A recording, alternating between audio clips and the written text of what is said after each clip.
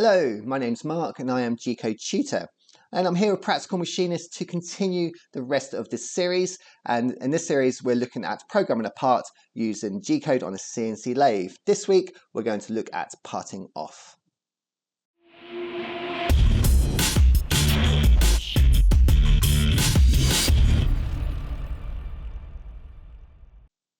Okay, so far we've machined this part complete.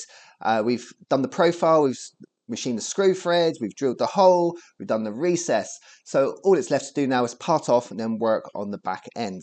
So in this sequence, we're going to part off. So we're going to start off with an operator's note.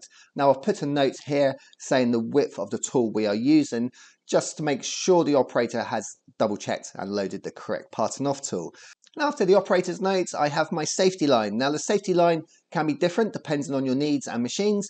I go into this a lot more detail on my center drill lesson on part of this series, and I've also spoke about it a lot with the previous videos for Practical Machinist. So if you want to know more about the safety line, pop back and check out those videos. So the next line up here is we're going to call our tool. So our parting off tool is in position 7 in our turret. So T07 calls that tool, and the second 07 there tells the machine the date and position information, where to pull it from, so it knows where the cutting edge is of this parting off tool. And MO6 does our tool change, so that's going to spin the turret to bring the parting off tool down into its live position. Now, because I want to use constant surface cutting speed when parting off this part here, we need to issue a speed clamp, and this is where the machine won't exceed the speed we give it. So G50 is our speed clamp, and S2000 tells the machine never to exceed 2000 RPM, no matter what the constant surface cutting speed is telling it to do. Now we need to do this, especially when parting off, because as we approach that center line, the machine is going to try to speed up to infinite speed without that speed clamp there. Okay, so the constant surface cutting speed command is G96, and that's what this line here does.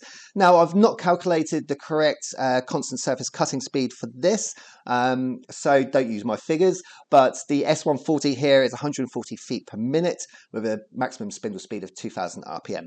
And MO3 turns on our spindle in a clockwise direction. If your tools are upside down, you might need MO4. Okay, so now we can start moving around. So we're going to use rapid travel, G00, and I'm going to bring the parting off tool 50 thou above the diameter and ½ inch away from that face, that front face there. Now the reason I've not rapid straight to the cutting position is I like to have this line as an extra safety check. Knowing that's ½ inch away from the front face of the part, we can eyeball that, we can look in the machine and go, yeah, that's about ½ inch away. So we know the tool is set up correctly before we start rapiding over any parts or finished parts, any material. So it's purely for safety reasons, I split my rapid up into 2 lines. So the second line here, the second rapid move, will in fact move that tool into position of where I want it to start cutting. So again, the reason I do this in 2 lines, first line is a safety move. It's not near any material, so we can eyeball it to make sure that's correct when we're using single block. And then the second line moves it into position. Using the 2 lines together doesn't really cost any machining time. We're looking at milliseconds here as it reads those 2 lines. So it's not going to make our job run any longer. Okay, so with our tool in position, we can now start switching over to a feed rate move, G01, and start removing material. We can start parting off. So G01 x minus 0.1 there is going to bring our parting off tool 0.1 of an inch past that center line. Now I like to go past the center line a little bit. Probably 0.1 is a little bit too much, to be fair. Maybe 20-30 thousandths of an inch would be fine. So what this is going to do is it's going to make sure there's no pips there on our gash bar as we part off. Now we are parting off into a hole anyway, so this is purely to clean up the face of our stock bar ready for the next part. So I've issued a feed rate here, 4 thousandths of an inch per revolution, and MO8 is our coolant on. So that's going to turn the coolant on as it starts to remove material here. With the part parted off, at this point, maybe we got a part catcher in our machine, we would have issued the M code to catch that part as it falls from the stock bar there as we're parting off.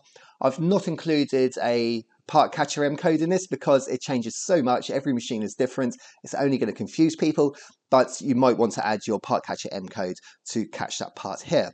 So once the part's parted off, we're now going to switch over to a rapid move, G00, and get that passing off tool away from the stock bar. So we're coming up at 0.1 over the size of the stock bar there at X 2.1 inches, and we're going to turn the coolant off. So that way our tool is clear from any material, any stock bar. With that in mind, we're now safe to wrap it away back to its machine home position, ready to do a tool change for the next operation or sequence. Now, I don't like to do this when I'm on X-1 or X0 here. I like to bring it up away from the part before I wrap it back, just in case the tip broke, just in case that part is still attached to the gash bar.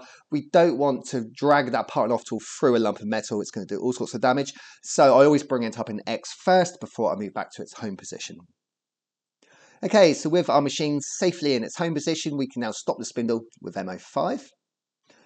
G97 puts us back into RPM mode. So from now onwards, we're controlling the spindle using RPM and not constant surface cutting speed. And finally, MO1 is our optional stop command. Now, if you're using a part catcher, MO1 is fine here. If you're not using a part catcher and you've just passed it off the part and allowed it to drop in the bottom of the machine, you might want to change this M code to M00 so the machine stops here to allow us to retrieve that part. So that's how I write a sequence for parting off. I don't use cycles for parting off, although cycles are available. Maybe if I'm using a harder material that's a bit harder to machine, such as Inconel, I might look at using a groove-in sequence or a parting off sequence to produce this. You can use groove-in sequences to part off, as well as parting sequences, but point-to-point parting off is absolutely fine, and it's the method I usually use, to be honest.